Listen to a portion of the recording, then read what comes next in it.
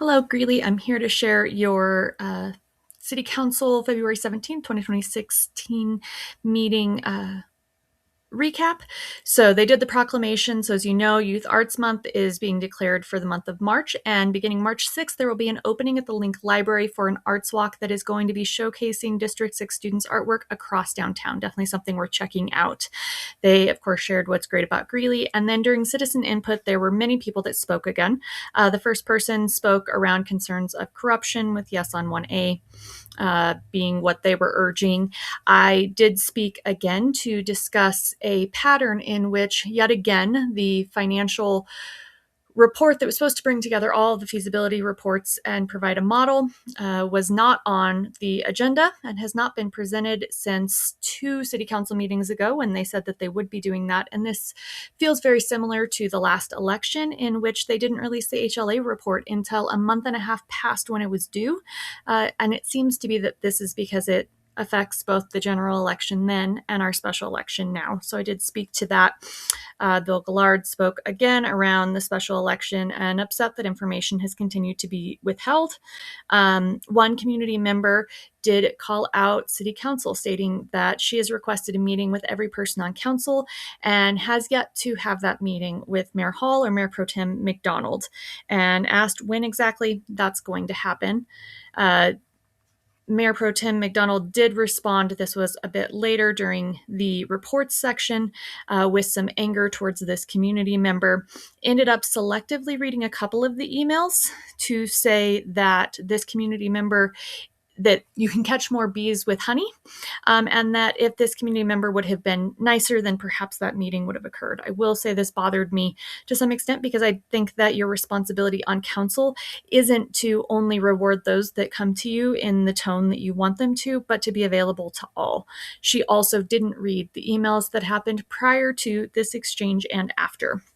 Anyways, back to Steve Teets spoke about the Night of Remembrance for those who have been unhoused and who've passed away. And that was, that memorial took place on Thursday. Peggy Sue requested that once the vote is over, regardless of what happens, that council and perhaps the developer Martin Lind actually hold town halls and answer the questions of community members and begin to be more transparent. We had one man, Luis Gutierrez, who came to announce that there's a semi-pro soccer team coming to town, and his hopes is that this will help connect students to more opportunities, to potential pro teams or college teams. David Heald spoke around concerns of the economy and the rates of bankruptcy and unemployment and restaurants closing, challenging whether or not this is actually the time that we should be looking at Catalyst, if this actually makes sense.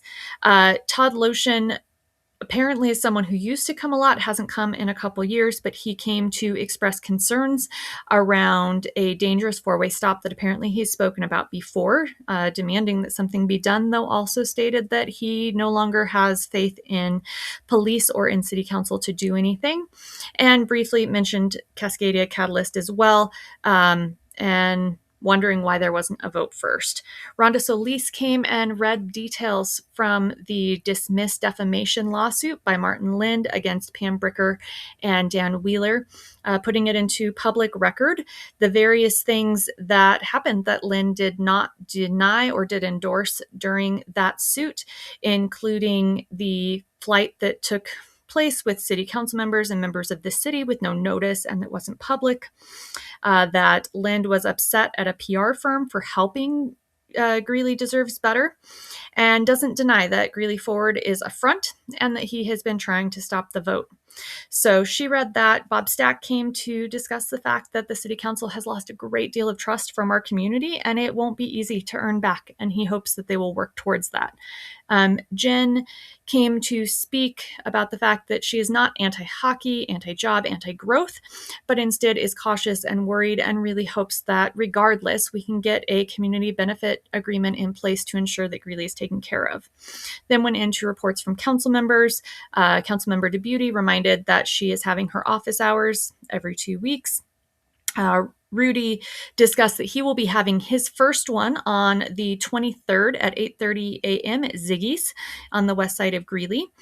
As I had said, Mayor Pro Tem McDonald discussed anger towards community member for emails and that she hasn't responded and hasn't scheduled because of the way that community member addressed her.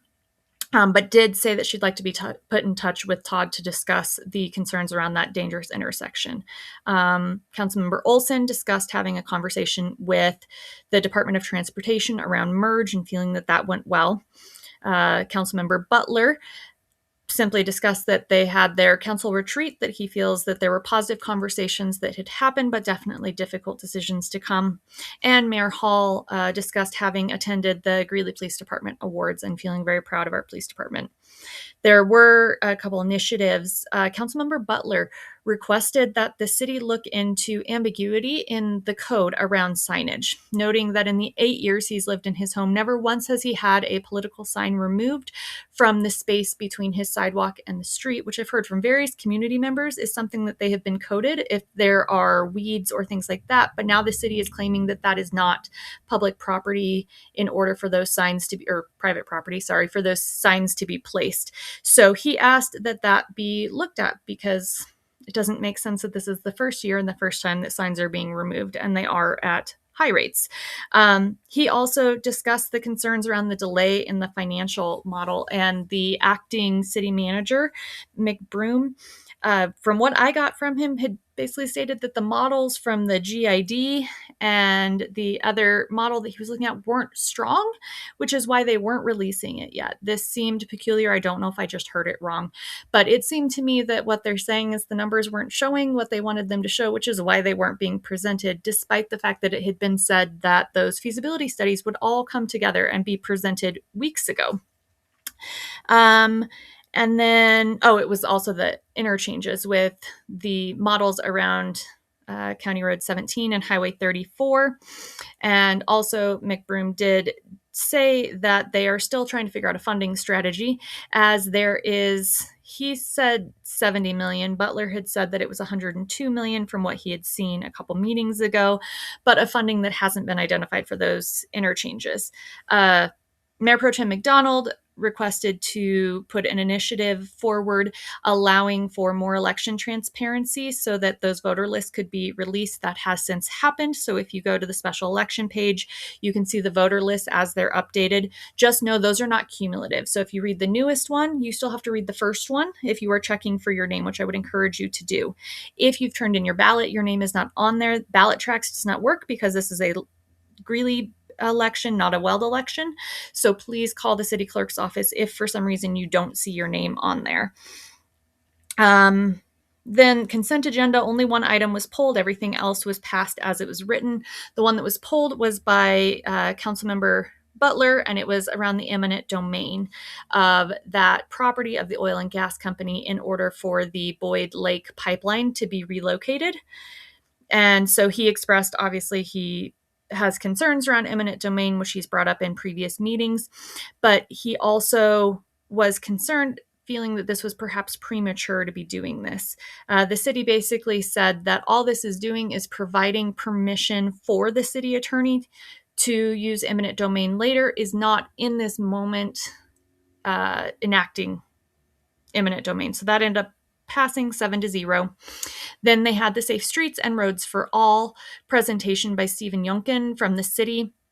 And there are 128 projects that have been identified across the city in areas in which there are high rates of crashes or concerns. This was put forward in order to reduce fatalities and major injury collisions. So they said from 2014 to 2023, there were 69 fatalities, but just last year alone, there were 12, and the year before that, 14 on Greeley streets. So there are 128 different spaces where they are doing what's called quick builds. So these are things that can last 3 to 5 years, easy to place, easy to remove. He repeatedly said, it's paint and plastic, but if it shows that these do in fact reduce crashes, then they can make them permanent, and there is some funding for that available. One of the biggest areas was going to be high visibility crosswalks installed at 70 locations and curb extensions in 30. So it looks like most of these are going to be happening on the east side of town. They found that disproportionately that's where a lot of the crashes were. There were some concerns brought up around why Business 34, aka 10th Street, Highway 85, and Highway 34 didn't have any of these quick builds on them. And the presenter had just stated that quick builds really don't work in areas that have such high speeds, but they are places that are being looked at for some other more permanent traffic control options. And just so you know, there are going to be public outreach meetings with stakeholders, I believe up through, they said June or July of 2026. So if you are within a block of where any of these quick builds are going to be, you will get flyers. There will be workshops available where you can talk to transportation experts. They'll give you details about the project, and there's opportunities for feedback. So keep an eye out for those. From there, it went in the appointments, the boards and commissions went as those applied. There wasn't anyone who applied that didn't get it. And then they moved into executive session. So hopefully this kind of helps give you a quick rundown. If you have questions, let me know.